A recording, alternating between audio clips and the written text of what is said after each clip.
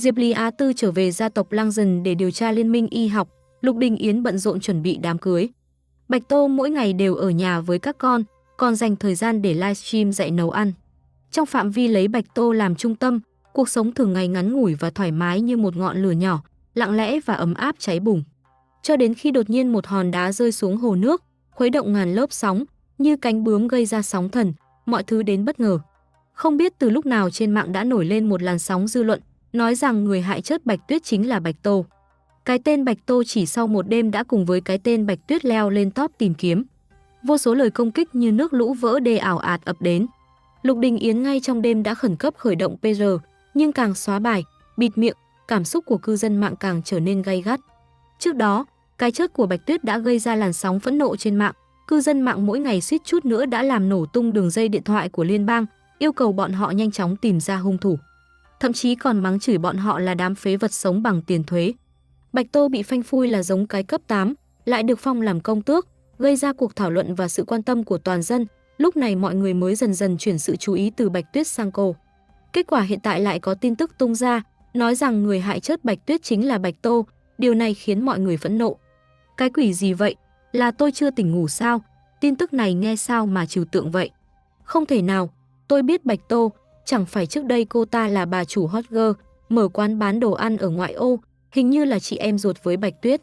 Chính vì là chị em ruột, một người cao cao tại thượng làm tiểu thư nhà giàu, một người xa cơ lỡ vận mở quán ăn ở ngoại ô kiếm sống, đúng là rất dễ xảy ra vấn đề. Bạch Tuyết vừa mới chết, tử cung bị móc đi, sau đó Bạch Tô liền lên cấp 8, trở thành công tước liên bang, mọi người tự suy ngẫm đi. Mẹ kiếp, tôi cảm thấy bạn trên nói đúng, nghĩ kỹ lại thấy đáng sợ. Đáng sợ quá, mẹ kiếp, tôi vẫn luôn theo dõi Bạch Tô, ngày nào cũng cười híp mắt, đừng dọa tôi. Mọi người xem cô ta ngày nào cũng giết cá giết gà, xử lý nguyên liệu nấu ăn là biết rồi. Lúc đó tôi đã cảm thấy cô ta rất hung dữ, nhưng livestream của cô ta kiểm soát bình luận rất nghiêm ngặt, tôi không dám nói. Trời ơi, chẳng lẽ Lục thủ lĩnh bị vẻ ngoài cười híp mắt của cô ta lừa gạt sao? Thỉnh thoảng cũng có một bình luận nói, sự thật vẫn chưa rõ ràng, tôi nghĩ mọi người đừng nên bị dắt mũi. Lập tức sẽ bị đám đông bên dưới tấn công, mắng chửi mấy trăm câu. Nhà họ Bạch tự mình nói, còn có thể là giả sao?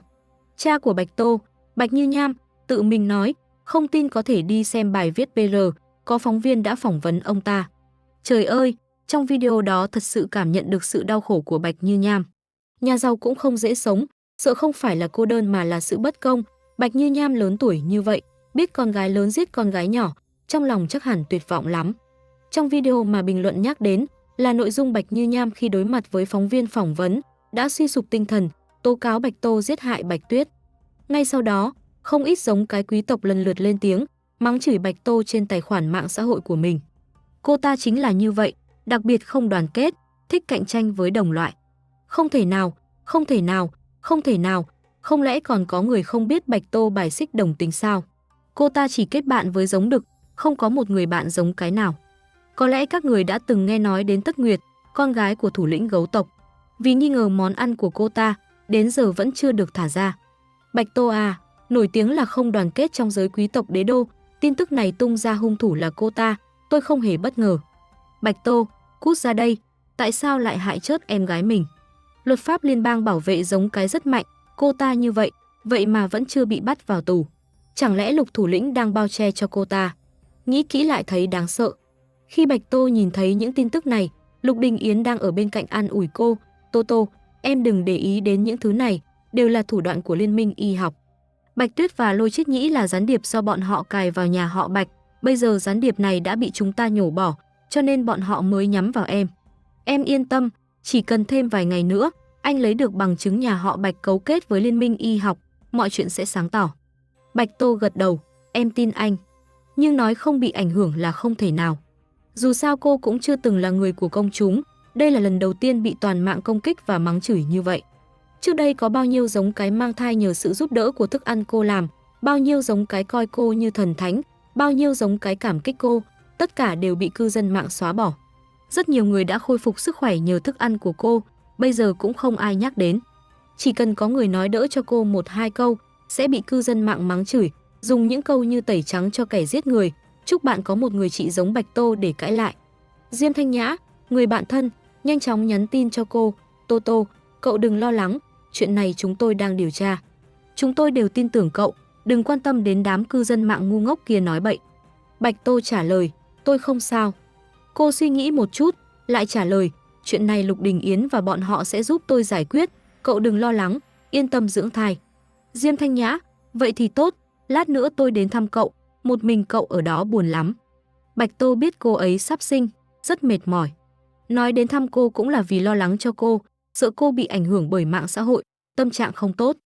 Bạch Tô ấm lòng, thôi, tôi thật sự không sao, cậu cứ yên tâm ở nhà nghỉ ngơi, cũng đừng xem những lời bàn tán trên mạng nữa, đều là thủy quân. Cô sợ bà bầu xem những thứ này, sẽ kích động, ảnh hưởng đến việc sinh nở. Diêm Thanh Nhã thấy cô còn có thể an ủi ngược lại mình, lúc này mới thở phào nhẹ nhõm, vậy được rồi. Bạch Tô lại dặn dò thêm 2 câu, liền không xem tin nhắn nữa. Bạch Tuyết quả thật là chớt vì cô. Nhưng cô không hối hận, cho dù bây giờ bị người ta mắng chửi, cô vẫn phải nói, Bạch Tuyết chớt là đáng đời. Gieo gió gặt bão, đây là báo ứng của cô ta. Chỉ là cư dân mạng luôn như vậy, đối với người đã khuất luôn có một lớp filter tự nhiên. Lúc người ta còn sống, bọn họ chưa chắc đã chính nghĩa như vậy, cũng chưa chắc đã nghiêng về phía Bạch Tô như vậy. Chỉ khi người ta chớt đi, mọi người mới tha thứ cho mọi lỗi lầm của cô ta, bắt đầu tưởng nhớ cô ta. Lục Đình Yến đã đang điều tra bằng chứng năm đó. Muốn thay đổi tình hình hiện tại, nhất định phải công khai mọi chuyện, để tất cả mọi người đều biết tội ác của Bạch Tuyết mẹ con năm đó. Hơn nữa, Lục Đình Yến đã moi được từ miệng Bạch Dung Dung những giao dịch ngầm của Bạch Tuyết mẹ con và Liên minh y học trong những năm qua. Điều Bạch Tô cần làm chính là kiên nhẫn chờ đợi. Tin đồn trên mạng ngày càng lan rộng, thậm chí đã có không ít người kích động chạy đến con đường bên ngoài dinh thự công tước ném rác, ném rau, răng biểu ngữ mắng chửi Bạch Tô. Không ít người thậm chí còn răng biểu ngữ diễu hành, yêu cầu liên bang trừng phạt Bạch Tô, không cho phép một kẻ giết người như cô ta sống sung sướng như vậy.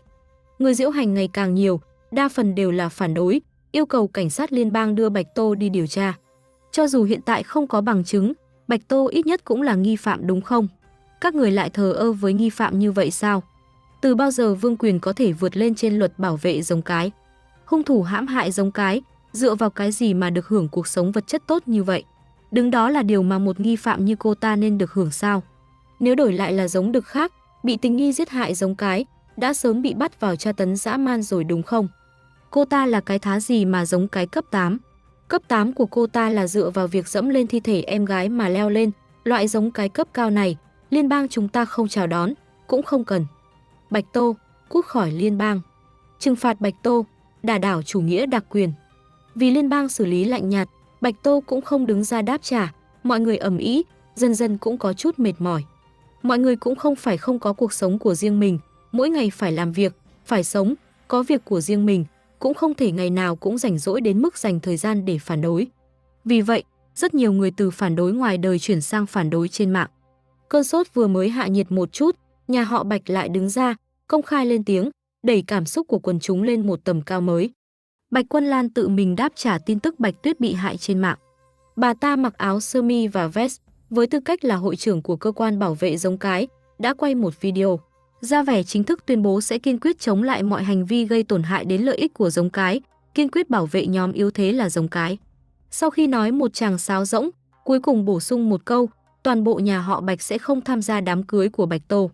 Mặc dù toàn bộ bài phát biểu chỉ có một câu này nhắc đến Bạch Tô, nhưng trong mắt cư dân mạng, điều này rõ ràng là gián tiếp thừa nhận Bạch Tô chính là hung thủ giết hại Bạch Tuyết. Lúc này, cư dân mạng khó khăn lắm mới bình tĩnh lại một chút, lập tức lại bị tiêm một mũi máu gà, phẫn nộ leo lên một tầm cao mới. Gần như toàn mạng đều đang nguyền rủa Bạch Tô, bài xích cô, tẩy chay cô. Diêm Thanh Nhã nhìn thấy tin tức, tức giận đến phát điên, ở nhà rất liền mở nick phụ đại chiến anti-fan. Tuy Bạch Tô đã an ủi cô ấy, bảo cô ấy đừng tức giận, nhưng chỉ cần lướt thấy tin tức trên mạng, cô ấy liền không nhịn được tức giận. Đám cư dân mạng ngu ngốc đó hiểu cái gì gọi là cạnh tranh đồng loại. Cứ mở miệng ra là cạnh tranh đồng loại, đầu óc đâu rồi. Bạch Tô đã chủ động gây sự với giống cái nào? Cô ấy chỉ là xui xẻo, những giống cái gặp phải trước đây đều không tốt, đều thích gây sự nhắm vào cô ấy, như vậy đã là cạnh tranh đồng loại rồi sao? Vậy những người phụ nữ dưới chân núi được thức ăn của Bạch Tô chữa khỏi bọn họ sao không nói? Những giống cái lặn lội đường xa đến ăn đồ ăn của Bạch Tô, còn được Bạch Tô chữa khỏi bệnh tật sao không nói? Cô, Diêm Thanh Nhã, một lần sinh 4 đứa con bọn họ sao không nói? Một lũ thiểu năng, cứ mở miệng ra là cạnh tranh đồng loại, Học được một từ mới liền tưởng mình nắm giữ chân lý thế giới, thật sự là ngu đến mức đau mắt. Đám người nhà họ Bạch cũng chẳng phải thứ gì tốt đẹp. Thấy người sang bắt quàng làm họ, thấy người khó khăn thì khinh thường, không có một ai tốt đẹp. Diêm Đài và Diêm Cửu sợ em gái động thai khí, vội vàng an ủi cô ấy, bảo cô ấy bình tĩnh lại. Diêm Thanh Nhã tức giận ném điện thoại, hai anh tự xem đi, đám người nhà họ Bạch kia là cái thá gì. Không nịnh nọt được Tô Tô liền quay lại dẫm đạp. Đây là muốn dùng bạo lực mạng để bức chất cô ấy. Diêm Cửu vội vàng kéo vị tổ tông này ngồi xuống. Được rồi, đừng tức giận nữa, nhà họ Bạch cũng không nhảy nhót được bao lâu đâu, anh trai làm việc em còn không yên tâm sao. Gần đây Lục thủ lĩnh vẫn luôn tranh thủ thời gian xử lý chuyện nhà họ Bạch, em yên tâm, bọn họ không nhảy nhót được bao lâu đâu. Diêm Thanh Nhã trong lòng khó chịu như bị mèo cào, rốt cuộc hai anh đã điều tra được gì rồi, mau nói cho em biết đi. Em đảm bảo sẽ không nói ra ngoài, ít nhất cũng phải cho Tô Tô biết chứ. Diêm Cửu vội vàng lắc đầu, không thể nói, dù sao em cũng đừng nóng vội, chuyện này sẽ sớm có kết quả. Diêm Đài ở bên cạnh gật đầu phụ họa, đúng vậy, em gái cứ yên tâm dưỡng thai, Bạch Tô tiểu thư có Lục thủ lĩnh và mấy thế lực bảo vệ, sẽ không xảy ra chuyện gì lớn đâu. Diêm Thanh Nhã vừa nghe, lập tức bật dậy, vẫn chưa xảy ra chuyện lớn sao? Phải thế nào mới là chuyện lớn? Đám anti-fan điên cuồng trên mạng suýt chút nữa đã bức chất cô ấy rồi. Ngay cả đám người hầu lớn tuổi trong nhà cũng biết đến cái tên Bạch Tô, tưởng cô ấy là ác ma giết người không chớp mắt. Trẻ con trên đường nghe thấy tên Bạch Tô, đều sợ hãi ngoan ngoãn im miệng về nhà. Như vậy còn chưa tính là chuyện lớn sao? Bạch Tô là một chú thỏ nhỏ tốt bụng như vậy, tại sao lại bị người ta mắng chửi như vậy? Diêm Đài và Diêm Cửu lại vội vàng an ủi một trận, bên kia, nhà họ Bạch thấy Bạch Tô chậm chạp không ra mặt đáp trả, càng thêm được nước lấn tới. Bạch Quân Lan thậm chí còn đăng một bài viết mới trên tài khoản của cơ quan bảo vệ giống cái, cách không gọi Bạch Tô. Trong ống kính, bà ta vẫn mặc áo sơ mi trắng và vest đen, cài ghim cài áo của cơ quan bảo vệ giống cái trên ngực. Nghiêm túc nhìn vào ống kính, rất xin lỗi vì đã chiếm dụng tài nguyên công cộng, nhưng rất nhiều chuyện đã phát triển ngoài tầm kiểm soát. Lời nói của một mình ta là rất nhỏ bé, cần sự ủng hộ của các con. Những ai hiểu ta đều biết, Bạch Quân Lan ta cả đời này, vì nhà họ Bạch, vì lợi ích của giống cái, chưa từng làm việc gì cho bản thân. Cả đời ta không hổ thẹn với nhà họ Bạch, không hổ thẹn với giống cái, không hổ thẹn với liên bang, càng không hổ thẹn với 4 gia tộc lớn. Cho nên ở đây, ta muốn cách không gọi Bạch Tô, yêu cầu các con lập tức thả Bạch Dung Dung, con bé là giống cái hiếu thảo. Ngoan ngoãn, tuân thủ pháp luật của nhà họ Bạch chúng ta, các con không có lý do gì để giam giữ con bé. Bạch Tô, con không thể một tay che trời trong liên bang, không thể vì con không thích Dung Dung mà giam giữ con bé nhiều ngày như vậy. Cư dân mạng nghe thấy có giống cái bị Bạch Tô vô cớ giam giữ, càng thêm phẫn nộ. Mẹ kiếp, phạm pháp, nhất định là phạm pháp. Mẹ nó, không ra tay còn chờ gì nữa. Anh em, tôi có một ý tưởng, chúng ta có thể gọi điện thoại đến liên bang quốc tế để tố cáo cô ta. Đã liên bang trong nước không quản chuyện này, liên bang quốc tế tổng có thể quản được chứ. Đúng, gọi điện thoại ngay bây giờ. Mẹ kiếp, bây giờ tôi sẽ đối đầu với Bạch Tô, không đuổi được cô ta khỏi liên bang, chúng ta thể không bỏ qua. Đường dây điện thoại của liên bang quốc tế bị đánh sập. Bạch Như Nham còn cảm thấy chưa đủ ầm ĩ, lại tung ra một tin giật gân, Bạch Tô căn bản không phải con nhà họ Bạch chúng ta. Năm đó tôi thấy nó đáng thương, bị vứt bỏ trong thùng rác, mới nhặt về nhà. Không phải con ruột, dù sao cũng không phải con ruột, đồ vong ân bội nghĩa, vậy mà lại để một người ngoài hại chết mấy đứa con trong nhà. Lời này vừa nói ra, lập tức gây ra sóng gió. Ngay cả Bạch Quân Lan cũng bị kinh ngạc, gọi điện thoại chất vấn Bạch Như Nham, lời con nói là có ý gì, Bạch Tô không phải con của con. Bạch Như Nham ấp úng gật đầu, thừa nhận sự thật này. Ông ta trước đây thấy Bạch Tô dùng quan hệ với Lục Đình Yến, vốn muốn dựa vào mối quan hệ này để leo lên cao. Không ngờ chuyện ầm ĩ đến mức này, Bạch Tô không những không mang lại lợi ích gì cho nhà họ Bạch, còn trở thành con chuột chạy qua đường mà ai cũng muốn đánh. Ông ta không thể bị Bạch Tô liên lụy, cho nên mới nhảy ra tung ra sự thật năm đó. Năm đó, nhà họ Bạch đang rất cần giống cái để chứng minh khả năng sinh sản của mình. Bạch Như Nham là giống đực duy nhất trong nhà, muốn cạnh tranh với hai chị gái Bạch Như Hân và Bạch Gia Nguyệt, chỉ có thể nhanh chóng sinh ra giống cái. Nhưng bụng của Lôi Chiết Nhĩ vẫn luôn không có động tĩnh, bọn họ lại tình cờ nhặt được Bạch Tô trong thùng rác. Tuy là thỏ tai cụp Hà Lan, nhưng dù sao cũng là thỏ, vẫn có thể qua mặt được. Cho nên ông ta mới che giấu, để Lôi Chiết Nhĩ giả mang thai, đưa Bạch Tô về nhà họ Bạch. Chỉ là không ngờ, 3 năm sau khi nhận nuôi Bạch Tô, Lôi Chiết Nhĩ lại mang thai Bạch Tuyết. Một lúc có hai giống cái, Bạch Như Nham mới bắt đầu được Bạch Quân Lan coi trọng, có thể ngang hàng với hai chị gái. Khi Bạch Tô nhìn thấy tin tức, thực ra cũng không quá ngạc nhiên.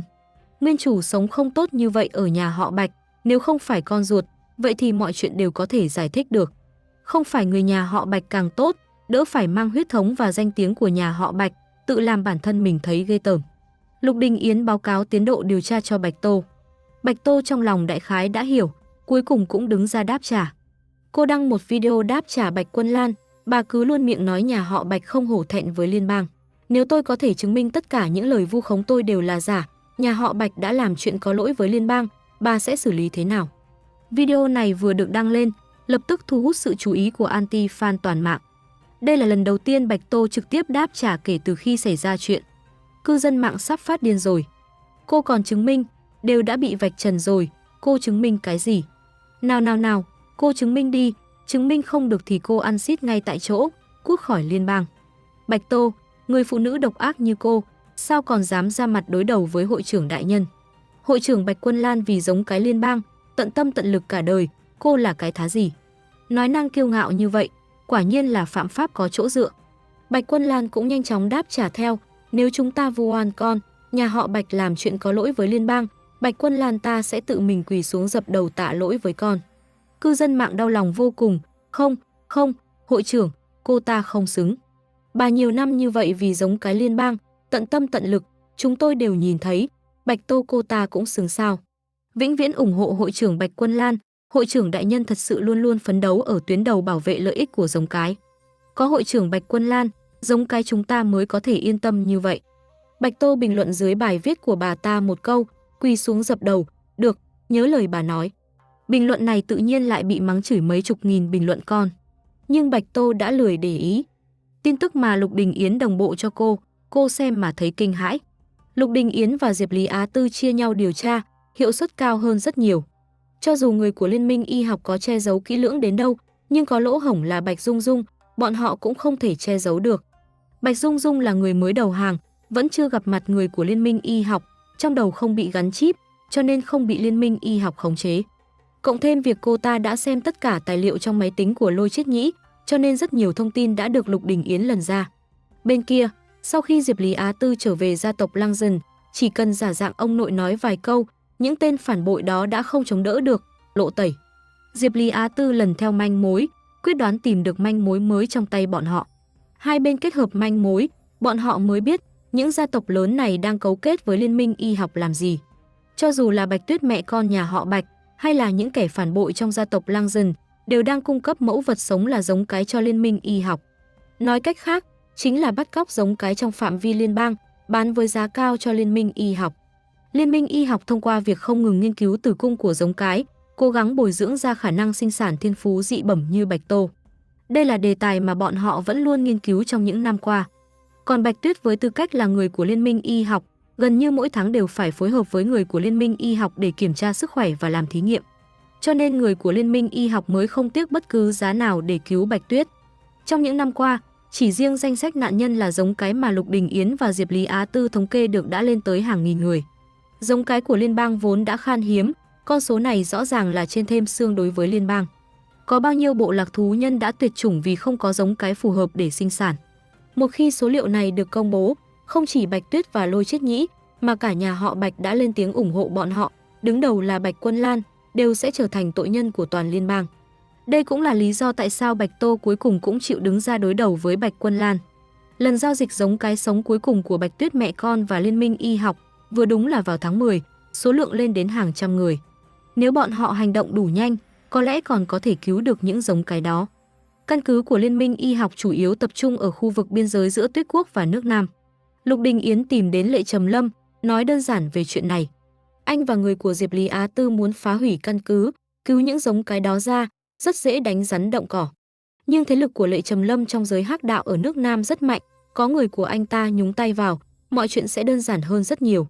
Khi Lệ Trầm Lâm nhận được tin nhắn, anh ta đang dẫn theo mấy trăm hacker điều tra tất cả địa chỉ IP mắng chửi Bạch Tô trên mạng, anh ta muốn từng người một vặn gãy đầu bọn họ. Anh ta không hứng thú trả lời, cút đi, thật sự coi tao là người tốt sao, cứu vớt thế giới, tao không có hứng thú. Lục Đình Yến, cứu những người này ra, bọn họ là nhân chứng quan trọng để tố cáo nhà họ Bạch, Toto có thể lật ngược tình thế hay không, đều dựa vào bọn họ. Nhanh đến hỗ trợ. Đáy mắt Lệ Trầm Lâm thoáng qua vẻ u ám. Tại sao đầu óc của anh ta lại không nhanh nhạy bằng Lục Đình Yến? Mắng chửi thì mắng chửi, Lệ Trầm Lâm quay đầu nhìn Bạch Tô đang làm bánh ngọt trong bếp, đáy mắt lóe lên một tia âm u. Sau khi làm xong chuyện này, anh ta sẽ đi thổ lộ và kể công với Bạch Tô, không tin cô ấy còn có thể từ chối anh ta. Lệ Trầm Lâm xoay người rời đi. 3 người tập hợp. Lục Đình Yến nhanh chóng phân công nhiệm vụ. Lệ Trầm Lâm, tối nay anh dẫn người đi đánh bom căn cứ để thu hút hỏa lực. Tôi đi vòng ra phía sau cứu người, đừng đánh trực diện, lấy việc điều Hổ Ly Sơn làm chủ. Lệ Trầm Lâm nheo mắt lại, có chút khó chịu, anh lại chỉ huy rồi. Chúng tôi đi làm việc, Diệp Lý Á Tư làm gì? Lục Đình Yến, bác sĩ ở căn cứ đó là bác sĩ đã phẫu thuật cho Toto và Bạch Tuyết năm đó, nhiệm vụ của anh ta là tìm ra bằng chứng phẫu thuật năm đó. Lệ Trầm Lâm nghe vậy, chỉ đành im lặng. Đêm xuống, 3 người đàn ông chia nhau hành động. Căn cứ của Liên minh y học vô cùng bí mật, bề ngoài là một nhà máy bỏ hoang, bên trong gần như không có bóng người. Căn cứ được đặt dưới lòng đất nhà máy, cần phải dùng mật mã đặc biệt để mở lớp bảo vệ mới có thể đi vào căn cứ bên dưới. Lệ Trầm Lâm đang thu hút hỏa lực phía trước, trong góc, 2 bé con ngồi xổm trong bụi cỏ lặng lẽ quan sát. Nhện trắng nhỏ chớp chớp mắt, anh, chúng ta có nên ra tay không? Sói trắng nhỏ bình tĩnh lắc đầu, không cần, địa chỉ căn cứ đã tiết lộ chi tiết như vậy cho bọn họ rồi, nếu bọn họ còn không làm được thì thật sự là phế vật. Nhện trắng nhỏ, vậy bây giờ chúng ta ở đây làm gì? Sói trắng nhỏ, âm thầm quan sát xem, Lệ Trầm Lâm sắp ngủ đông rồi, ai biết anh ta có thể ứng phó được hay không. Cậu ta đương nhiên không phải lo lắng Lệ Trầm Lâm có chết ở đây hay không, mà là chuyện này rất quan trọng đối với Bạch Tô. Có được bằng chứng, Bạch Tô mới có thể lật ngược tình thế, gột rửa oan khuất. Nhện trắng nhỏ gật đầu, được. Trong màn đêm, tiếng đánh nhau và tiếng nổ do các giống đực giải phóng tinh thần lực vang lên liên tiếp, phá vỡ sự yên tĩnh của đêm khuya. Sức chiến đấu của Lệ Trầm Lâm tốt hơn so với tưởng tượng của sói trắng nhỏ, ít nhất vẫn có thể ứng phó được loại tình huống nhỏ này. Sói trắng nhỏ lúc này mới yên tâm, an tâm ngồi xổm trong bụi cỏ xem kịch. Trận chiến không kéo dài bao lâu, 3 người đàn ông quyết đoán, tốc chiến tốc quyết, chỉ dùng 1 tiếng đồng hồ đã kết thúc hành động này.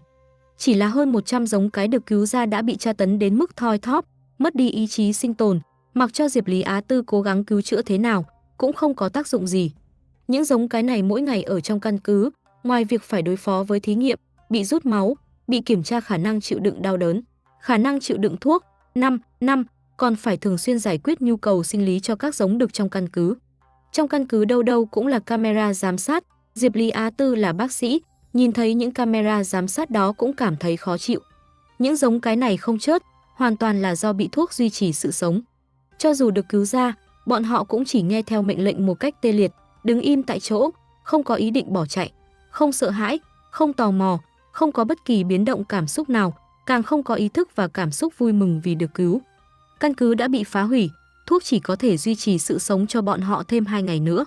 Lệ Trầm Lâm luôn chỉ giết người, không cứu người, đối với hơn 100 giống cái ốm yếu này, anh ta không có cách nào. Lục Đình Yến và Diệp Lý Á Tư nhìn nhau, đồng thanh nói, Toto có lẽ có cách. Bạch Tô bị lôi ra khỏi chăn, sau đó lên trực thăng bay đến khu vực biên giới giữa Tuyết Quốc và nước Nam rồi tỉnh lại, nhìn thấy những giống cái ốm yếu này, chỉ mất 1 tiếng rưỡi. Lục Đình Yến giải thích đơn giản với cô về tình hình hiện tại. Bạch Tô nhìn thấy những vết thương lớn nhỏ được khâu trên bụng những giống cái này, trên mặt không khỏi lộ ra vẻ đau lòng. Nỗi đau bị móc tử cung, không ai hiểu rõ hơn cô. Chỉ một lần, cô cũng không dám xem lại đoạn ký ức mà hệ thống cung cấp, những giống cái đáng thương này vậy mà phải sống trong bóng tối này lặp đi lặp lại. Bạch Tuyết đã làm nhiều chuyện tàn nhẫn như vậy mà vẫn có thể là nữ chính trong nguyên tác, thật sự là quá ghê tởm. Hệ thống yếu ớt lên tiếng, đã không còn là nữ rồi, bây giờ nữ chính là cô mà. Mắng Bạch Tuyết xong thì không thể mắng nó nữa nhé. Bạch Tô không để ý đến hệ thống, giải phóng tinh thần lực để cứu những giống cái này. Sức mạnh chữa trị ấm áp dồi dào từ cơ thể cô chảy về phía những giống cái đang tê liệt. Mùi đao nướng khô ráo ngọt ngào, mang theo sức sống mãnh liệt và hiệu quả chữa trị. Vết kim tiêm và vết thương bị ngược đãi, đánh đập trên người các giống cái dần dần lành lại, tinh thần cũng dần dần thoải mái hơn. Sau khi chữa trị xong cho tất cả mọi người, Bạch Tô vì sử dụng tinh thần lực quá mức mà ngất xỉu.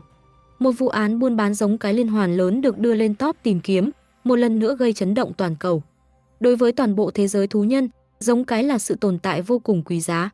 Một vụ án Bạch Tuyết bị ngược đãi đến chết đã đủ gây chấn động mạng rồi, huống chi là vụ án buôn bán giống cái quy mô lớn. Vụ án truy ngược về 4 năm trước, chỉ trong 4 năm ngắn ngủi, số lượng giống cái bị buôn bán đã lên tới hàng nghìn người. Truyền thông mạng toàn cầu đều tập trung chú ý vào vụ án mà Lục Đình Yến và Diệp Lý Á Tư đã phá giải lần này. Là trùm hắc đạo, Lệ Trầm Lâm tự nhiên hoàn hảo ẩn thân, không bị phơi bày trước mặt mọi người. Lục Đình Yến đã ghi lại toàn bộ quá trình phá án, công khai cho mọi người biết, đương nhiên cũng bao gồm đoạn video Bạch Tô cạn kiệt tinh thần lực cứu sống trăm giống cái thoi thóp. Cư dân mạng im lặng một lúc, không ít người không nhịn được đặt câu hỏi, đây sẽ không phải là vụ án giả do Lục thủ lĩnh cố tình tạo ra để tẩy trắng cho vợ mình chứ? Ban đầu cảm thấy rất thật, nhưng khi nhìn thấy Bạch Tô, lại có chút không nhịn được, bắt đầu nghi ngờ tính chân thực. Chị gái thích cạnh tranh đồng loại lại tốt bụng cứu nhiều giống cái như vậy sao? Chị gái thích cạnh tranh đồng loại là biệt danh mà cư dân mạng đặt cho Bạch Tô trong thời gian này. Tiếng nghi ngờ của cư dân mạng ngày càng lớn. Bạch Quân Lan cũng nhảy ra, lấy danh nghĩa cơ quan bảo vệ giống cái lên tiếng, đối với hành vi cứu giúp giống cái của Lục thủ lĩnh. Tôi bày tỏ sự đồng tình, nhưng điều này không nên trở thành thủ đoạn để một số người mưu cầu danh lợi. Cư dân mạng cũng đồng loạt lên tiếng, đúng vậy, đã cứu được rồi sao không đưa đến bệnh viện ngay lập tức? Trình độ của chị gái thích cạnh tranh đồng loại còn cao hơn bệnh viện sao?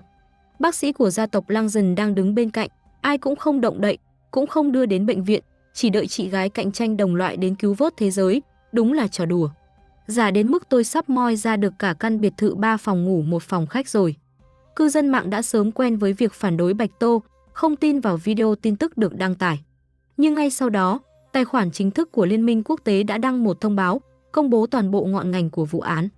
Thông báo vừa ra, toàn cầu chấn động, cư dân mạng Liên bang Tuyết Quốc càng thêm ngây người. Bọn họ nhìn nhầm sao?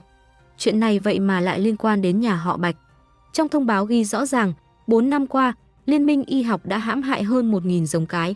Trong đó có hơn 500 người là do Bạch Tuyết mẹ con cấu kết với Liên minh y học cung cấp trong 4 năm. Thật mỉa mai, 4 năm qua, toàn bộ liên bang chỉ có hơn 400-500 giống cái báo mất tích, báo tử vong, gần như đều do Bạch Tuyết mẹ con gây ra. Mỉa mai hơn là, hội trưởng cơ quan bảo vệ giống cái của liên bang, phó hội trưởng và các cán bộ cấp cao khác đều xuất thân từ nhà họ Bạch. Trong nháy mắt, những cư dân mạng trước đó điên cuồng ca ngợi, tưởng nhớ cái chết của Bạch Tuyết đều bị vả mặt. Hai mẹ con nhà họ Bạch, khối u ác tính này đã hại chết nhiều giống cái như vậy, cho dù còn sống, bắn chết 10 lần cũng không đủ để chuộc tội. Hơn nữa, đây là thông báo do Liên minh quốc tế đưa ra, không thể nói là Lục Đình Yến đang bao che cho ai, tẩy trắng cho ai được chứ. Vẫn có cư dân mạng cứng đầu, cho dù như vậy, cũng không đại diện cho Bạch Tô là người tốt, nhiều nhất là chó cắn chó thôi. Đúng, chẳng qua là 50 bước cười trăm bước thôi. Chúng ta mắng chửi cũng không sai chứ, cướp tử cung của người khác còn có lý sao? Đúng vậy, không thể vì nạn nhân là người xấu mà xóa bỏ tội ác của kẻ gây ra bạo lực. Sau đó, Diệp Lý Á Tư lại thay mặt gia tộc Lăng Dần tung ra bằng chứng mới, nội dung bằng chứng là đoạn ghi hình năm đó. Bạch Tuyết mẹ con đã lên kế hoạch hạ thuốc, quyến rũ Lục Đình Yến, Lệ Trầm Lâm, Diệp Lý Á Tư và Ôn Lan như thế nào, lại vô tình bị Bạch Tô uống nhầm thuốc và ngủ với bọn họ ra sao. Sau đó, Bạch Tuyết mẹ con đã liên lạc với Liên minh y học để móc tử cung của Bạch Tô như thế nào, Bạch Tô lại bị vu oan giá họa, bị trục xuất khỏi liên bang ra sao. Bằng chứng này vừa được tung ra, fan của Bạch Tô không thể ngồi yên được nữa. Anti-fan còn sủa nữa không? Sủa đi, để bố mày nghe tiếng các người. Mẹ kiếp, tao đã biết, Bạch Tô nhất định là người tốt. Hu, bà chủ của chúng ta cuối cùng cũng được minh oan. Trước đây tôi không dám nói gì, vừa lên tiếng, mấy vạn con chó điên đã nhắn tin riêng mắng chửi tôi. Những người qua đường cuối cùng cũng phải thừa nhận sự thật này. Bạch Tô, người bị bọn họ công kích dữ dội bấy lâu nay, dường như mới là nạn nhân thực sự. Mẹ kiếp, nhà họ Bạch, lũ khốn kiếp các người dám đùa giỡn tao. Đùa giỡn tao vui lắm sao? Nhà họ Bạch đúng không? Chờ đấy, tôi sẽ đổi một cái bàn phím mượt hơn. Anh em có muốn cùng tôi đến tài khoản của lão già Bạch Quân Lan kia để chiến đấu không? Đến đây, không chỉ vậy, gia tộc Lăng Dần còn tiếp tục tung ra một bản giám định y khoa mới. Sau khi móc tử cung của Bạch Tô, Bạch Tuyết mẹ con còn hạ thuốc cô, cho nên mới khiến cô trong thời gian ngắn trí nhớ suy giảm, ý thức mơ hồ, cảm xúc ngày càng bất ổn. Còn đặc biệt chú thích, loại thuốc này rất dễ khiến người ta dần dần sụp đổ tinh thần, trở thành bệnh thần kinh. Cư dân mạng xem mà thấy kinh hãi, không dám tiếp tục theo dõi nữa. Bởi vì chỉ cần nghĩ đến Bạch Tô mỗi ngày đều cười híp mắt, nhiệt tình dạy mọi người nấu ăn trên livestream, bọn họ liền không nhịn được liên tưởng đến một giống cái xinh đẹp như vậy, bị móc tử cung, cấp bậc liên tục giảm xuống, bị lưu đày đến nước ngoài, thật là tuyệt vọng. đã đủ khổ rồi, vậy mà trên người còn bị hạ thuốc, sẽ dần dần trở thành kẻ điên. Nếu không phải Bạch Tô đã thức tỉnh dị năng chữa trị, kịp thời tự cứu mình, liệu bây giờ cô ấy đã trở thành kẻ điên bị mọi người xa lánh ở biên giới rồi không? Xin lỗi Bạch Tô, tôi thừa nhận trước đây tôi đã nói quá lời, mắng chửi cô, tôi thật sự đáng chớt, để chuộc lỗi, tôi sẽ đến tài khoản của nhà họ Bạch mắng chửi gấp đôi. Nhà họ Bạch thật sự có tài điên đảo hắc bạch, chuyện này mẹ nó không điều tra sao? Nhà họ Bạch đều cấu kết với Liên minh y học rồi, còn điều tra cái gì, trực tiếp bắn chớt đi. Bạch Tuyết chớt là đáng đời, chớt là đáng đời, mẹ nó còn chưa chớt đúng không? Có thể tra tấn bà ta bằng cực hình của liên bang trước rồi hãy để bà ta chớt không? Đúng, chớt quá dễ dàng, chúng tôi không yên tâm. Còn đám lão già nhà họ Bạch cũng đừng tha. Mẹ kiếp, các người dám lợi dụng tao, tao sẽ cho các người biết thế nào là ác quỷ phản phệ. Mẹ kiếp, ngày nào cũng đi làm đã đủ mệt rồi, lên mạng giải trí một chút lại phát hiện giá trị thặng dư của tao bị bóc lột. Sao nào, chúng ta chính là thủy quân miễn phí sao? Lũ khốn nhà họ Bạch các người trả lời tao. Bạch Tô, xin lỗi, trước đây là chúng tôi hiểu lầm, từ hôm nay trở đi tao là chó của cô trên mạng, còn lũ khốn nhà họ Bạch cút ra đây xin lỗi. 1. 10.086, số chứng minh thư. Trước tiên, xin lỗi Bạch Tô, tiếp theo, từ hôm nay Bạch Tô là bố tao, ai mắng cô ấy tao sẽ cắn người đó. Cuối cùng, những người nhà họ Bạch chưa chớt thì cút ra đây cho bố mày, đừng ép tao đến cửa nhà các người ném phân. Cư dân mạng mắng chửi om sòm, dư luận lập tức nghiêng về phía Bạch Tô. Những người đã từng được Bạch Tô giúp đỡ cuối cùng cũng có thể lên tiếng mà không sợ bị nhấn chìm. Tôi tên là Tiểu Mễ, bà chủ cửa hàng gạo dưới chân núi ngoại ô, số chứng minh thư 330, lên mạng bằng tên thật, làm chứng cho Bạch Tô, cô ấy chưa bao giờ là người thích cạnh tranh đồng loại. Trước đây chúng tôi đã hiểu lầm cô ấy, bắt nạt cô ấy và con của cô ấy thậm chí còn không so đo hiểm khích cũ. Tặng thức ăn cho các giống cái dưới chân núi chúng tôi, giúp chúng tôi điều hòa cơ thể, mang thai. Con trai tôi suýt chút nữa đã bị bọn buôn người của Liên minh y học bắt cóc, cũng là cô ấy nhờ Lục thủ lĩnh giúp tôi cứu nó về. Tôi tên là Đa, cựu chiến binh tàn tật, số chứng minh thư 330, lên mạng bằng tên thật, làm chứng cho Bạch Tô, cô ấy không những không có lòng dạ xấu xa, mà còn rất tốt bụng, nhiệt tình, cung cấp thức ăn cho chúng tôi với giá gốc, giúp mấy nghìn người tàn tật trong bộ lạc chúng tôi đứng dậy, khôi phục sức chiến đấu, trở về chiến trường. Cô ấy là vị cứu tinh của chúng tôi, chưa bao giờ là người xấu như các người nói. Tôi tên là Lưu Long, một thực khách bình thường, số chứng minh thư 330, lên mạng bằng tên thật, làm chứng cho Bạch Tô. Sau khi biết tôi mỗi ngày xếp hàng mua thức ăn là vì muốn cứu cháu gái bị bệnh nan y, mỗi lần cô ấy đều cho tôi gấp 3 lần số lượng thức ăn, còn giảm giá 90%, không chỉ cứu cháu gái tôi, mà còn cứu cả gia đình tôi suýt chút nữa tan vỡ. Tôi tên là Tiểu Hổ, số chứng minh thư 330, lên mạng bằng tên thật, làm chứng cho Bạch Tô, cô ấy là mẹ viện trưởng tốt nhất trên đời, biết tôi muốn rời khỏi trại trẻ mồ côi, cũng không trách tôi, còn tận tâm tìm gia đình mới cho tôi. Bây giờ tôi rất hạnh phúc, bố mẹ nuôi rất yêu thương tôi cũng rất yêu thương bọn họ. Tôi mãi mãi biết ơn mẹ viện trưởng đã làm tất cả vì tôi, cô ấy là mẹ viện trưởng mà chúng tôi tự hào, không phải là người xấu như các người nói. Càng ngày càng nhiều người từng được Bạch Tô giúp đỡ lên tiếng.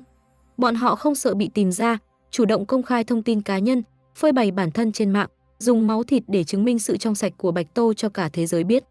Càng ngày càng nhiều người bị lay động, gần như hàng triệu người công khai số chứng minh thư của mình chỉ để bảo vệ Bạch Tô. Gần như lên mạng ở đâu cũng có thể thấy những thông tin này, tùy tiện nhấp vào một bình luận dài, đều là những quả ngọt tốt đẹp được kết tinh từ hành động thiện lương của Bạch Tô trong quá khứ. Cư dân mạng bị cảnh tượng chấn động này làm cho im lặng.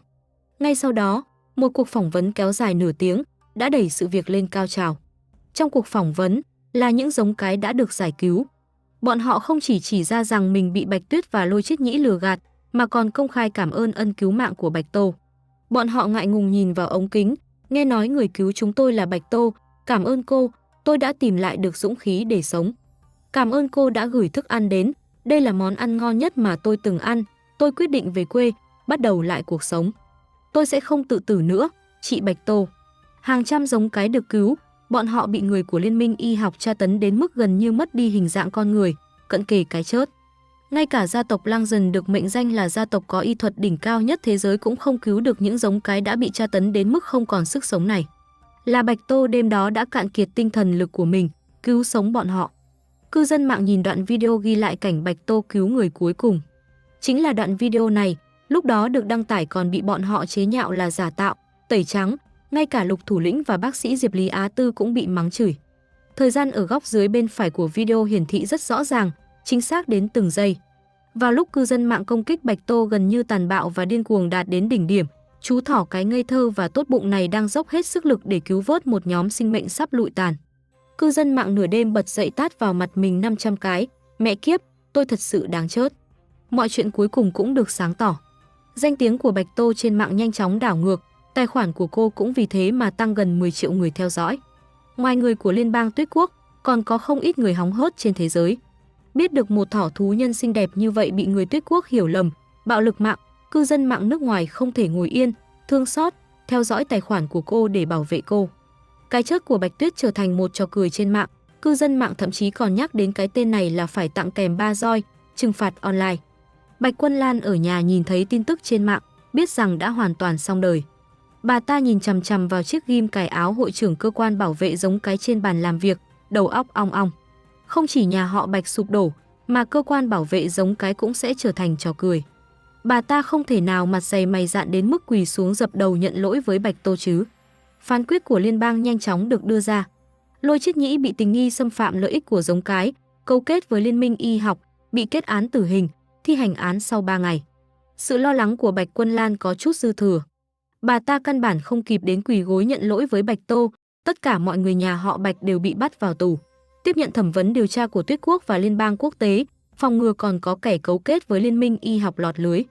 Do Bạch Quân Lan đứng sai phe trong sự việc lần này, cơ quan bảo vệ giống cái bị tình nghi kích động cảm xúc của giống cái. Cố ý dẫn dắt bạo lực mạng, cơ quan tạm dừng hoạt động, có giải tán hay không còn đang được thảo luận. Nhà họ Bạch sụp đổ hoàn toàn, ngay cả những quý tộc trước đây muốn có quan hệ với nhà họ Bạch. Dựa vào huyết thống nhà họ Bạch để truyền bá dòng dõi cũng vội vàng phủi sạch quan hệ, hận không thể dẫm đạp lên để chứng minh mình trong sạch. Nhưng bây giờ bọn họ không rảnh nói đến những chuyện này, bởi vì còn có việc quan trọng hơn phải làm. Lục Đình Yến và Diệp Lý Á Tư vây quanh nhện trắng nhỏ, vẻ mặt nghiêm túc. Bạch Tô bên cạnh kích động nắm lấy tay nó, ý của con là, trên trực thăng, là một giống cái nhỏ có ngoại hình rất giống mẹ đã bắn con xuống, có phải là đứa con thứ tư của cô không? Nhện trắng nhỏ nói cô bé là thỏ tai cụp, hơn nữa tuổi tác cũng tương đương với bọn họ. Nhưng, trong ký ức của nguyên chủ, đứa con thứ tư bị ngược đãi là một thằn lằn nhỏ cái. Hơn nữa, trong cốt truyện nguyên tác, chỉ có nhện trắng nhỏ bị đưa đến Liên minh Y học. Nếu như vậy, cô bé bí ẩn đó là ai? Nhện trắng nhỏ lắc đầu, con đoán không phải em gái. Sói trắng nhỏ cũng vội vàng an ủi, mẹ đừng lo lắng, em gái là thằn lằn mà. Bạch Tô nghe vậy, cũng nhanh chóng bình tĩnh lại. Quả thật, trong ký ức đứa con thứ tư là một chú thằn lằn nhỏ. Hơn nữa còn là một chú thằn lằn nhỏ hung dữ, đứa con duy nhất dám phản kháng nguyên chủ. Nhện trắng nhỏ suy nghĩ một chút, nói, con nghe thấy bọn họ gọi cô bé là lão đại, nếu theo như lời bố nói. Cô bé lái một chiếc trực thăng màu đỏ tươi, vậy có thể là nhân vật số 2 của Liên minh Y học, Lia tiểu thư. Lia, Lục Đình Yến và Diệp Lý Á Tư đồng thời nhíu mày. Nữ sát thủ số 1 thế giới bị truy nã toàn cầu, người mà ai cũng không muốn gặp nhất. Vậy mà lại là một đứa trẻ vị thành niên. Nhưng Lia đã nổi tiếng trên thế giới 10 năm rồi. Nhện trắng nhỏ gật đầu, đúng vậy, cô bé cũng là thỏ tai cụp Hà Lan, hơn nữa còn rất giống mẹ.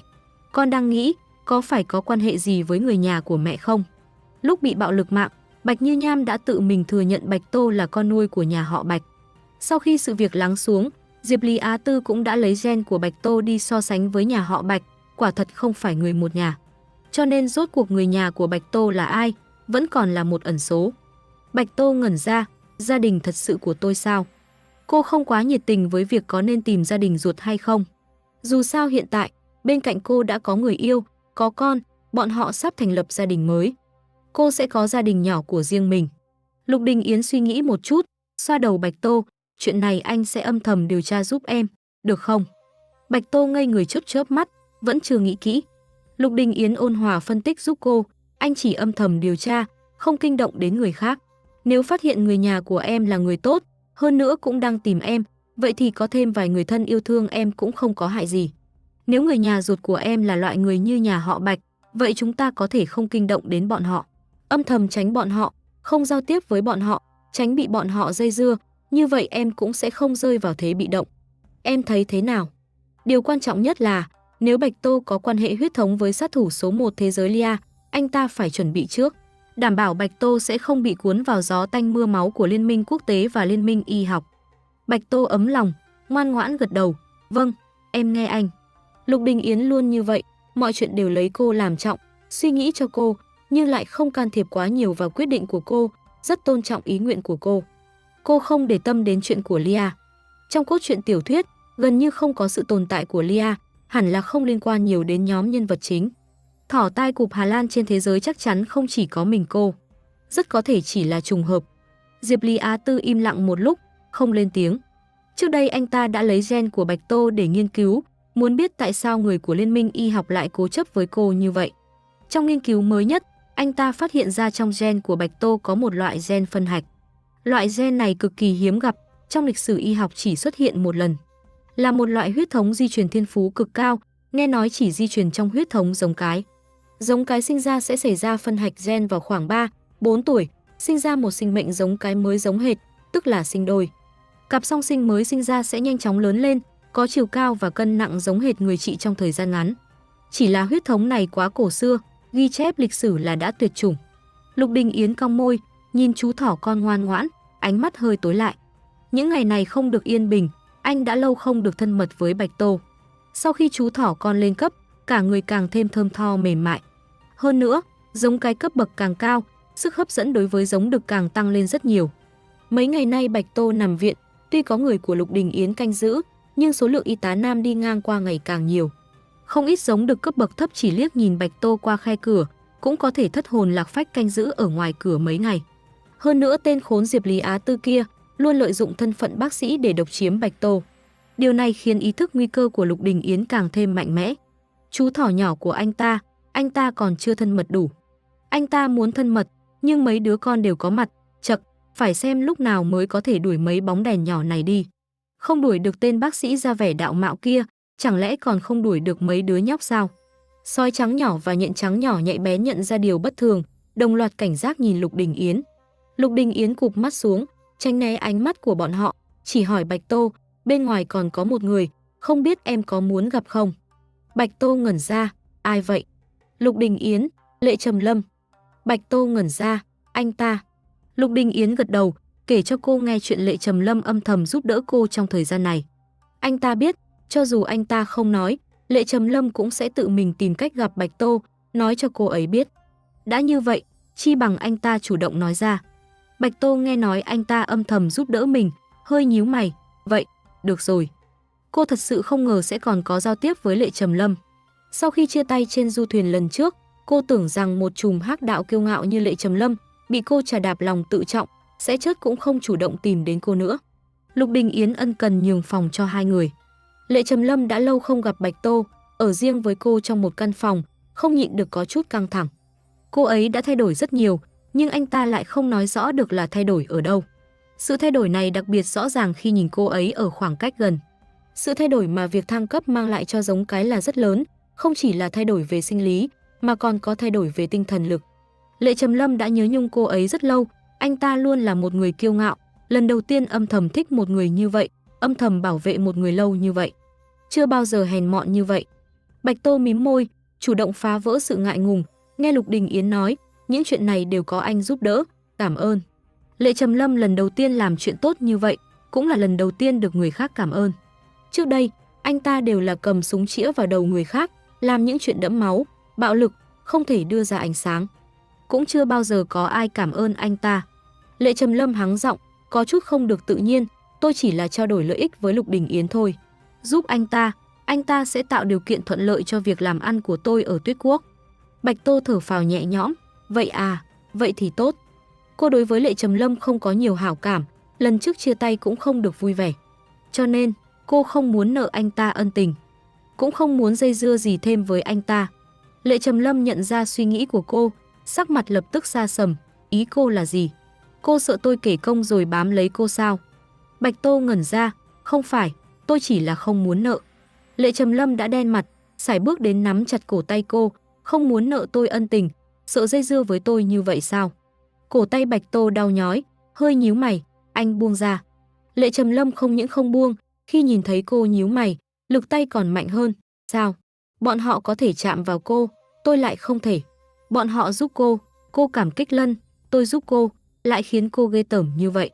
Ban đầu anh ta tràn đầy vui mừng, mang theo thành ý đến để làm hòa với cô, kết quả lại bị thái độ của cô dội một gáo nước lạnh. Người phụ nữ Bạch Tô này căn bản không có trái tim, hoàn toàn không có ý muốn làm hòa với anh ta. Anh ta đã giúp cô nhiều như vậy, thái độ thở phào nhẹ nhõm, sợ dây dưa với anh ta của cô là có ý gì. Bạch Tô nhịn một chút, nhìn anh ta, tôi không có ý đó, anh buông tôi ra trước đã. Lệ Trầm Lâm nghĩ hôm nay đến để nói chuyện rõ ràng với cô, cũng nhượng bộ một bước, buông tay ra. Hai người lại im lặng một lúc. Lệ Trầm Lâm hít sâu một hơi, nhìn cô, tôi biết, trước đây không nói lời nào đã bắt cóc cô đi, là lỗi của tôi, nhưng sau đó cô cũng đã trả thù rồi. Cho nên, bây giờ tôi muốn một cơ hội để bắt đầu lại, rất công bằng đúng không? Bạch Tô ngẩn ra, cơ hội để bắt đầu lại. Lệ Trầm Lâm ngồi xuống bên giường, nghiêng người về phía cô, bên cạnh cô cần có người bảo vệ đúng không? Mà tôi vừa lúc cũng chưa có giống cái. Cô hãy để tôi làm thú phu đầu tiên của cô, chúng ta bắt đầu lại, tôi có thể chấp nhận việc bên cạnh cô còn có giống đực khác. Cô bị người của Liên minh y học nhắm vào, sau này sẽ không được yên ổn. Trong nước Nam có người của tôi, hơn nữa môi trường nước Nam nóng ẩm, chương khí độc của rắn thú nhân không phải ai cũng có thể vượt qua. Cô đi nước Nam với tôi, sẽ an toàn hơn nhiều so với ở Tuyết Quốc. Cô cũng không cần lo lắng người của Liên minh y học lại nhắm vào tử cung của cô nữa. Bạch Tô càng nghe càng thấy sai, đưa tay ra ngăn anh ta lại. Từ bao giờ tôi nói muốn đi nước Nam với anh? Từ bao giờ tôi đồng ý để anh làm thú phu đầu tiên của tôi? Lệ Trầm Lâm nheo mắt lại, cô vẫn chưa định làm hòa với tôi sao?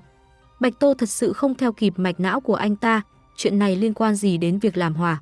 Cho dù làm hòa, chúng ta cũng chỉ là người quen biết thôi. Lệ Trầm Lâm nghe vậy, sắc mặt hơi xa sầm, tôi là vì muốn tốt cho cô, bây giờ không phải lúc cô cứng đầu, giận dỗi. Bạch Tô nhìn anh ta với vẻ mặt không thể tin được, tôi cứng đầu, giận dỗi. Lệ Trầm Lâm, vừa rồi tôi nói cô hoàn toàn không nghe lọt tai sao? Người của Liên minh y học đã nhắm vào cô. Cô có biết Liên minh y học là sự tồn tại như thế nào không? Bọn họ khét tiếng trên thế giới, mấy quốc gia liên minh với liên minh quốc tế cũng bó tay với bọn họ. Cô tưởng chỉ dựa vào Tuyết Quốc là có thể bảo vệ được cô sao? Cô tưởng tại sao Lục Đình Yến lại đến cầu cứu tôi? Chương khí độc của rắn thú nhân chúng tôi là khắc tinh tự nhiên của người Liên minh y học, chỉ có ở bên cạnh tôi, cô mới là an toàn nhất. Bạch Tô hít sâu một hơi, đây cũng là ý của Lục Đình Yến sao? Lệ Trầm Lâm hừ lạnh, con sói ngu ngốc đó, nhượng bộ chỉ là chuyện sớm muộn. Trừ khi anh ta có thể thuyết phục người của Liên minh quốc tế hợp tác với anh ta, nếu không anh ta không thể bảo vệ được cô. Bạch Tô bị chọc cười, vậy nên, tất cả những sắp xếp này đều là anh tự mình đa tình sao? Lệ Trầm Lâm nhìn chằm chằm vào cô, một lúc sau, sắc mặt hơi xa sầm, ý cô là gì? Bạch Tô cười lạnh, Lệ Trầm Lâm, tôi sẽ không đi với anh. Lệ Trầm Lâm nghe vậy, đáy mắt lóe lên vẻ u ám, Bạch Tô, bây giờ không phải lúc cô tùy hứng. Chuyện của tôi không liên quan đến anh. Bạch Tô mất kiên nhẫn ngắt lời anh ta. Cô thật sự chịu đủ tính cách của Lệ Trầm Lâm rồi. Luôn luôn tự cho là đúng, tự mình đa tình. Chưa bao giờ tôn trọng ý nguyện của cô. Trong mắt anh ta, cô chỉ là một giống cái yếu đuối không thể tự bảo vệ mình, cho nên cô đáng đời không có nhân quyền.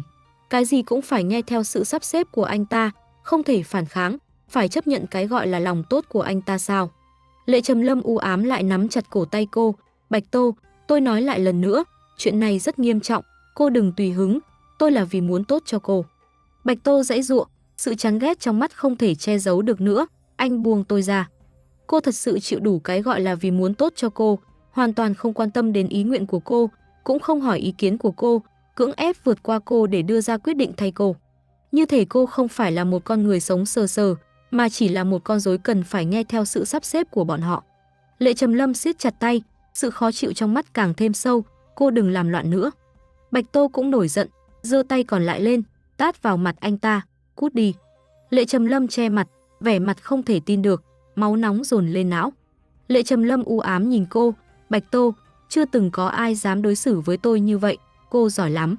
Bạch Tô nhìn anh ta với vẻ chán ghét, anh đã giúp chúng tôi, ân tình này tôi ghi nhớ, nhưng muốn tôi đi với anh, không thể nào. Lệ Trầm Lâm quá thất thường, khi lên cơn điên căn bản sẽ không quan tâm đến người khác. Cổ tay cô đã bị siết đến tím bầm một vòng. Đau muốn chết. Lệ Trầm Lâm cười lạnh, tốt lắm, mẹ kiếp, tôi thật sự là phạm tiện, mới đi lo chuyện của cô. Bạch Tô nhịn một chút, hít sâu một hơi, bây giờ tôi không muốn cãi nhau với anh, ân tình tôi nợ sẽ trả, sau này anh có việc gì cần đến tôi, cứ cứ việc nói. Lệ Trầm Lâm chỉ cảm thấy sự chờ đợi và trả giá của mình trong những ngày qua thật sự giống như một trò cười. Anh ta u ám nhìn chằm chằm Bạch Tô, ngài là giống cái cấp 8 cao cao tại thượng, sao tôi dám làm phiền ngài giúp đỡ, sau này cũng sẽ không xuất hiện trước mặt ngài nữa. Bạch Tô. Lệ Trầm Lâm xoay người bỏ đi, ầm một tiếng đóng sầm cửa rời đi. Bên ngoài cửa, Lục Đình Yến và Diệp Lý Á Tư nghe thấy tiếng cãi nhau bên trong, nhìn nhau, không nói nên lời.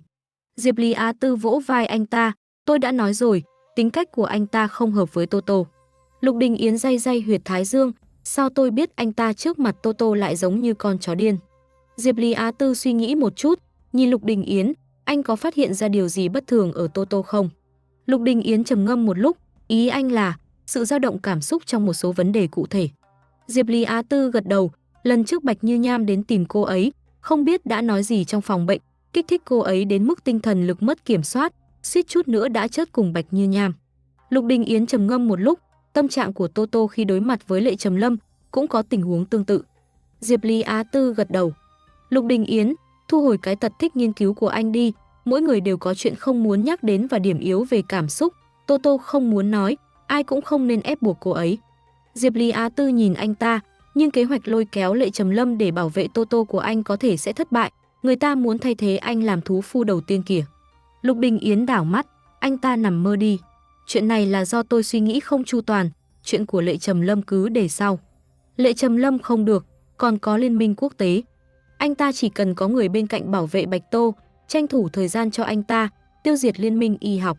Đám cưới của Bạch Tô và Lục Đình Yến diễn ra như dự kiến. Lễ cưới thế kỷ này không chỉ mời các thủ lĩnh bộ lạc lớn của Tuyết Quốc, mà còn có cả hoàng tộc nước Nam và người của liên minh quốc tế. Cổng vào hội trường, Ôn Lan thay một bộ trang phục đặc biệt tao nhã xinh đẹp, tai mèo và đuôi mèo màu trắng trông vô cùng thanh lịch. Phía sau anh ta còn có hai bé con trắng trẻo mũm mĩm. Ôn Lan không yên tâm dặn dò, Ôn Đại Bảo, Ôn Tiểu Bảo, nhớ kỹ những gì ba nói rồi chứ. Hai bé con đồng thanh gật đầu, nhớ rồi ạ. Vào hội trường phải đi theo sát ba, đừng để bị người lạ bắt cóc, cũng đừng tùy tiện nói chuyện với người lạ, càng không được để mẹ nhận ra. Bọn họ xem tin tức, biết Bạch Tô là mẹ của mình, nhưng hai bé con vẫn luôn sống nương tựa vào ba. Ba không thích Bạch Tô, bọn họ cũng theo đó không thích. Hôm nay nằng nặc đòi đến là vì Ôn Đại Bảo muốn gặp mấy người anh trai, không phải vì Bạch Tô. Ôn Lan lúc này mới hài lòng gật đầu, có chút tự hào nhìn hai cô con gái. Cho dù biết được từ tin tức, chuyện bị hạ thuốc cưỡng hiếp năm đó, Bạch Tô cũng là nạn nhân giống như bọn họ, anh ta cũng không thể tha thứ cho Bạch Tô. Hơn nữa, Ôn Lan ánh mắt lóe lên, hai cô con gái là mạng sống của anh ta sẽ không cho phép Bạch Tô đột nhiên xông vào cuộc sống của bọn họ, cùng anh ta chia sẻ cuộc sống của con gái. Ôn Đại Bảo bản thể là thằn lằn, hôm nay đã giả dạng thành một thú nhân bướm nhỏ, hai chiếc râu bướm trên đầu cuộn tròn rũ xuống. Khuôn mặt giống Ôn Lan nhiều hơn, không ai nghi ngờ cô bé có quan hệ gì với Bạch Tô. Ôn Tiểu Bảo lại kế thừa gen thỏ tai cụp Hà Lan của Bạch Tô, cũng rất giống cô. Ban đầu Ôn Lan không muốn đưa cô bé đến, cô bé hoàn toàn không có ấn tượng gì với Bạch Tô và mấy người anh trai. Chỉ là hai bé con tình cảm rất tốt, đưa chị gái đến mà không đưa em gái, anh ta có chút không nỡ. Ôn Lan dẫn theo hai bé con vào hội trường. Hội trường được trang trí đơn giản, sang trọng, lại lãng mạn, những người đến đây đều là nhân vật có máu mặt của các quốc gia và tổ chức quốc tế. Lục Đình Yến nhìn thấy anh ta đến, gật đầu chào từ xa. Ôn Lan nhếch môi, cà lơ phất phơ giơ tay chào theo kiểu quân đội không đứng đắn, khiến Lục Đình Yến nhíu mày. Ánh mắt Ôn Lan khi liếc nhìn cô dâu bên cạnh, đột nhiên tối sầm lại, chậc, Bạch Tô xinh đẹp hơn anh ta tưởng tượng rất nhiều. Tuy Bạch Tô trong video trên mạng cũng rất xinh đẹp, nhưng hoàn toàn không thể so sánh với người thật. Người thật đứng bên cạnh Lục Đình Yến, mặc váy cưới trắng tinh, đẹp như một bức tượng ngọc dưới ánh mặt trời, lại như một yêu tinh CG hoàn mỹ bước ra từ mô hình 3D. Cho dù Ôn Lan đã chuẩn bị tâm lý từ trước, khi nhìn thấy Bạch Tô, vẫn có cảm giác như hồn lìa khỏi xác, không tự chủ được mà ngây người. Đợi đến khi hoàn hồn, anh ta chán ghét thu hồi tầm mắt, đè nén cảm giác buồn nôn trào dâng trong cổ họng. Người đàn ông dắt tay Bạch Tô, đưa cô đến bên Lục Đình Yến trông có vẻ quen mắt, vẻ mặt u ám, có vẻ không tình nguyện. Sói trắng nhỏ và nhện trắng nhỏ làm hai cậu bé giải hoa xinh đẹp, giúp Bạch Tô nâng đuôi váy cưới. Lễ cưới sắp kết thúc, hai bé con lén lút xuống khỏi sân khấu, đi về phía khu vực bánh ngọt bên cạnh. Trong đám cưới của Bạch Tô có rất nhiều món tráng miệng, đều là do cô dạy người hầu trong nhà làm. Tuy hương vị không ngon bằng Bạch Tô làm, cũng không có sức mạnh chữa trị, nhưng vẫn rất ngon. Ôn Đại Bảo kéo góc áo Ôn Lan, Ba, con muốn đi tìm các anh. Rõ ràng, cô bé không hề hứng thú với cô dâu trên sân khấu. Dưới sự thấm nhuần của Ôn Lan, cộng thêm ký ức bị ngược đãi lúc nhỏ, Ôn Đại Bảo không có ấn tượng tốt đẹp gì với Bạch Tô. Ôn Lan xoa đầu nhỏ của cô bé, dắt em gái đi cùng nhé, ba phải đi chào hỏi bạn bè. Dừng một chút, anh ta lại dặn dò, đừng làm phiền người khác. Ôn Đại Bảo nhanh chóng gật đầu. Đáy mắt cô bé lóe lên vẻ vui mừng, dắt tay Ôn Tiểu Bảo, xoay người đi về phía mà sói trắng nhỏ và những người khác đã biến mất. Lễ cưới kết thúc, Bạch Tô thay một chiếc váy quây ngực nhẹ nhàng ra ngoài cùng Lục Đình Yến tiếp khách. Tuy trong hội trường có bật điều hòa, nhưng cô vẫn khoác thêm một chiếc áo khoác lông xù bên ngoài, tóc dài xoăn được búi cao. Trang trí bằng một bộ trang sức chủ đề nàng tiên cá đơn giản mà lộng lẫy, thoạt nhìn giống như một nàng tiên cá xinh đẹp vừa lên bờ. Vài lọn tóc mai rủ xuống, vừa đúng chạm vào xương quai xanh. Theo động tác của cô, những lọn tóc mai xoăn nhẹ nhàng lắc lư trên xương quai xanh. Gần như tất cả ánh mắt của mọi người trong hội trường đều tập trung vào cô. Theo từng động tác của mái tóc trên vai cô, ánh mắt của bọn họ như bị mê hoặc, cũng theo đó lắc lư, trái tim không tự chủ được mà run rẩy. Bình thường Bạch Tô ăn mặc rất kín đáo, không trang điểm cũng đã rất xinh đẹp rồi, hôm nay lại trang điểm lộng lẫy, cộng thêm khí chất của giống cái cấp 8, nếu không phải trong hội trường còn có Lục Đình Yến trấn giữ, e rằng không ít giống đực đã sớm mất lý trí lao đến. Anh, chúc mừng. Ôn Lan lười biếng cầm ly rượu đi đến. Lục Đình Yến và Bạch Tô nghe thấy tiếng, quay đầu nhìn về phía anh ta. Bạch Tô nhìn thấy người đàn ông đang đi tới, đáy mắt không khỏi lóe lên vẻ kinh diễm. Thú nhân mèo đẹp trai quá. Lục Đình Yến khẽ gật đầu với anh ta, trò chuyện xã giao với anh ta, hỏi toàn là những chuyện công việc. Ôn Lan lười biếng đáp lại, liếc thấy Bạch Tô đang ngây người bên cạnh, hơi nhíu mày. Cô ấy đang nhìn đuôi của anh ta. Ôn Lan vừa trả lời câu hỏi của Lục Đình Yến, vừa tùy ý lắc lư chiếc đuôi phía sau. Phát hiện ánh mắt Bạch Tô luôn lặng lẽ theo đuôi anh ta lắc lư qua lại. Ôn Lan thu đuôi lại, không để ý đến Bạch Tô nữa. Chẳng qua chỉ là giả vờ thôi. Lục Đình Yến tiếp tục chủ đề vừa rồi, cho nên anh cũng thấy rồi, cho dù là chuyện năm đó, hay là chuyện ngược đãi con cái, Tô Tô cũng là nạn nhân. Ôn Lan ánh mắt lóe lên, khẽ đáp lại. Cho dù có phải là nạn nhân hay không, chuyện đã xảy ra chính là đã xảy ra. Chỉ cần nghĩ đến đêm 4 năm trước, anh ta liền không nhịn được nhớ lại ký ức ghê tởm bị đóng băng lúc nhỏ. Giống cái đều ghê tởm như nhau, trong mắt anh ta không phân biệt tốt xấu, đều là thứ ghê tởm. Bên kia, sói trắng nhỏ và nhện trắng nhỏ đang kiên trì vùi đầu vào bánh ngọt, muốn tìm bánh pudding dâu tây do Bạch Tô tự tay làm. Bạch Tô đã nói, tối qua cô đã tự tay làm một phần bánh pudding dâu tây, giấu trong những phần bánh pudding dâu tây khác. Bọn họ đều không muốn bỏ lỡ tay nghề của Bạch Tô. Đột nhiên, bên cạnh vang lên một giọng nói trong trẻo non nớt, các cậu đang tìm gì vậy? Hai bé con quay đầu lại, nhìn thấy một cô bé bướm, tuổi tác cũng xấp xỉ bọn họ, trông rất xinh đẹp, còn có chút quen mắt. Sói trắng nhỏ đánh giá cô bé từ trên xuống dưới, cậu là... Ôn Đại Bảo thành thạo nói dối, tôi đến tham gia tiệc cưới cùng ba.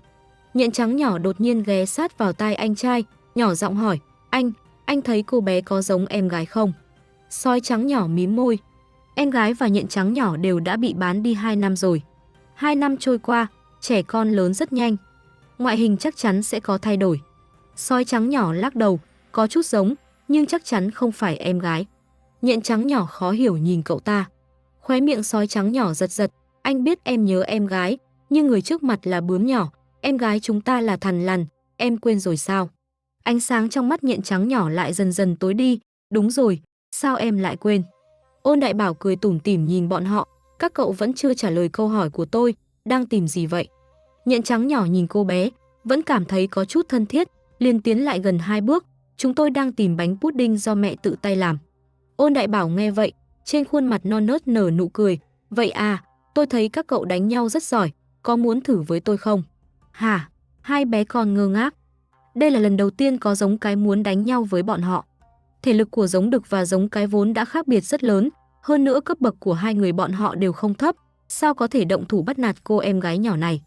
Nhưng Ôn Đại Bảo đang hứng thú, muốn xem hai anh trai mấy năm nay thế nào, có tiến bộ hay không, liền vung nắm đấm nhỏ ra tay. Nắm đấm mang theo tiếng gió vù vù, có thể thấy sức lực lớn đến kinh người. Sói trắng nhỏ và nhện trắng nhỏ vội vàng né tránh. Ôn Đại Bảo càng thêm hưng phấn, vung nắm đấm nhỏ dạy dỗ hai anh trai. Vài phút sau, sói trắng nhỏ và nhện trắng nhỏ đều phải nghiêm túc. Bọn họ chưa từng thấy giống cái nhỏ nào đánh nhau hung dữ như vậy, sợ làm cô bé bị thương, hai người có chút gò bó, ngược lại bị tấn công dữ dội, bị đánh đến mức liên tục lùi về phía sau. Ôn Đại Bảo cũng nhận ra hai anh trai đã nương tay, không định gây chuyện thật. Cô bé chỉ muốn thử xem hai anh trai có khả năng tự bảo vệ mình hay không thôi. Nhìn ra thực lực của bọn họ rất tốt, cô bé cũng yên tâm. Ôn Đại Bảo phẩy tay, không đánh nữa, tôi đi đây, sau này rảnh rỗi sẽ đến chơi với các cậu. Sói trắng nhỏ và nhện trắng nhỏ nhìn nhau. Thật là một bé con kỳ lạ, còn rất tự nhiên. Ôn Đại Bảo quay về góc, nhìn thấy góc trống không, lập tức biến sắc, mẹ kiếp, em gái to xác của cô bé đâu rồi? Nếu ba cô bé biết cô bé làm mất em gái, chẳng phải sẽ đánh chết cô bé sao? Hơn nữa Tiểu Bảo trông rất giống Bạch Tô, nhỡ đụng phải người quen. Cô bé vội vàng chạy về, túm lấy sói trắng nhỏ và nhện trắng nhỏ, cứu mạng, cứu mạng, cứu mạng. Hả? Sói trắng nhỏ và nhện trắng nhỏ nhìn nhau. Ôn Đại Bảo, em gái tôi biến mất rồi, các cậu mau giúp tôi tìm đi. Một bé thỏ Hà Lan nhỏ, xinh đẹp nhất hội trường, bằng tuổi tôi. Sói trắng nhỏ và nhện trắng nhỏ cũng không để ý đến việc cô bé có tự nhiên hay không, thấy dáng vẻ lo lắng của cô bé, đầu óc còn chưa kịp phản ứng, cơ thể đã theo bản năng muốn giúp đỡ. Sói trắng nhỏ, tôi đi tìm nhân viên điều khiển camera giám sát hoặc phát thanh tìm người. Ôn Đại Bảo vội vàng kéo cậu ta lại, không được, ba tôi mà biết thì tôi chết chắc. Sói trắng nhỏ suy nghĩ một chút, nhanh chóng đưa ra phán đoán, như vậy, Tiểu Chu, em ở đây tìm với cô bé, anh đi kiểm tra camera giám sát, 10 phút sau chúng ta tập trung ở đây. Sự chỉ huy đâu ra đấy khiến Ôn Đại Bảo bình tĩnh lại, được. Bạch Tô sau khi tiếp khách cùng Lục Đình Yến xong, mệt mỏi trốn vào phòng trang điểm, nằm vật ra ghế sofa thở phào nhẹ nhõm. May mà cô có kỹ năng phân thân, lúc này đang để phân thân thay cô ở bên Lục Đình Yến, tiếp khách bên ngoài. Cũng không ai nói cho cô biết, kết hôn là việc tốn sức như vậy. Cô mệt mỏi nhắm mắt lại. Đột nhiên, bên tai vang lên giọng nói thăm dò nhỏ xíu, cái đó. Bạch Tô đột ngột mở mắt, nhìn về phía phát ra âm thanh. Ở cửa đứng một bé thỏ tai cụp Hà Lan rụt rè, đôi mắt to chớp chớp, xinh đẹp đến kinh người. Hai chú thỏ lớn nhỏ bốn mắt nhìn nhau, cả hai đều ngẩn người trong giây lát. Bạch Tô nhìn chú thỏ con ở cửa, chỉ cảm thấy tim thắt lại, có một cảm giác khó tả, thôi thúc cô đến gần chú thỏ con. Sao vậy bé con? Ôn Tiểu Bảo rất nhút nhát, cũng rất sợ người lạ. Cô bé biết người gì xinh đẹp trước mặt này. Lúc đến đây, ba và chị gái đều nói với cô bé, dì này là người xấu, bảo cô bé tránh xa, đừng đến gần, nhưng dì này trông rõ ràng rất tốt bụng mà. Ôn Tiểu Bảo lấy hết can đảm đi vào từ cửa, con muốn đi vệ sinh. Cô bé chưa từng đến đây, chị gái lại đang đánh nhau với các anh trai. Cô bé muốn tìm nhà vệ sinh, nhưng không tìm thấy, còn quên mất đường về. Bạch Tô trong lòng dâng lên một tia yêu thương, vội vàng dẫn bé con vào trong, ở đây có, con vào đi. Cô dẫn bé con vào nhà vệ sinh trong phòng trang điểm. Ôn Tiểu Bảo sau khi giải quyết xong nhu cầu sinh lý, đi ra ngoài, cả người đã thoải mái hơn rất nhiều, cũng không còn đề phòng cô như vậy nữa. Nhưng môi trường xa lạ vẫn khiến cô bé có chút căng thẳng. Bạch Tô yêu thích vô cùng, vẫy tay với cô bé, lại đây nào. Ôn Tiểu Bảo do dự một lúc, nhưng không kìm nén được sự thân thiết và khao khát khó hiểu đối với cô trong lòng, bước những bước nhỏ ngoan ngoãn đi đến, sau đó bị ôm vào lòng. Ôn Tiểu Bảo ngẩn ra, mặt nhanh chóng đỏ bừng. Bạch Tô yêu thương xoa xoa tai thỏ nhỏ của cô bé con tên là gì, là con của ai? Ôn Tiểu Bảo mặt đỏ bừng, cúi đầu ngại ngùng nói, con tên là Tiểu Bảo. Bạch Tô càng thêm yêu thương, cái tên đáng yêu quá. Muốn ăn bánh pudding dâu tây không? Ăn xong gì sẽ đưa con đi tìm người nhà. Ôn Tiểu Bảo chớp chớp đôi mắt to, đáy mắt lóe lên vẻ tò mò, bánh pudding dâu tây là gì ạ? Bạch Tô đặt phần bánh pudding dâu tây trên bàn bên cạnh trước mặt cô bé, nếm thử xem. Ôn Tiểu Bảo nhìn phần bánh pudding dâu tây xinh đẹp, mắt mở to kinh ngạc. Thứ đẹp như vậy, vậy mà lại có thể ăn sao? Cô bé tò mò ghé sát vào ngửi, mùi sữa nồng nặc hòa quyện với hương trái cây khiến cô bé không nhịn được chảy nước miếng. Ôn Tiểu Bảo có chút do dự. Ba đã nói, khi ra ngoài, không được ăn đồ của người lạ. Cô bé rất ngoan, luôn nghe lời. Nhưng mùi hương của bánh pudding dâu tây không ngừng bay vào mũi cô bé. Ngửi thôi đã thấy ngon rồi. Ôn Tiểu Bảo khi nhìn vào ánh mắt khích lệ của Bạch Tô, cuối cùng cũng không nhịn được cầm thìa lên, múc một thìa bánh pudding đưa vào miệng. Hương vị mềm mại, tan chảy khiến chú thỏ con lập tức mở to mắt, nhìn bánh pudding với vẻ mặt không thể tin được. Hương vị sữa nồng nàn bùng nổ trong miệng, không hề ngấy, còn hòa quyện với vị ngọt thanh của dâu tây, ngon quá, cô bé chưa bao giờ ăn món nào có hương vị thần kỳ như vậy. Bé con một hơi ăn hết 2 phần bánh pudding. Sức mạnh chữa trị đột nhiên chảy trong cơ thể khiến cô bé không khỏi sững sờ. Ôn Tiểu Bảo tò mò ngẩng đầu nhìn người dì xinh đẹp bên cạnh. Dì cũng có sức mạnh chữa trị sao? Ôn Tiểu Bảo cúi đầu nhìn lòng bàn tay mình, do dự có nên giải phóng sức mạnh chữa trị của mình ra cho dì xem hay không. Cô bé đưa tay nhỏ về phía Bạch Tô, lòng bàn tay hướng lên trên. Dì ơi, con cũng có.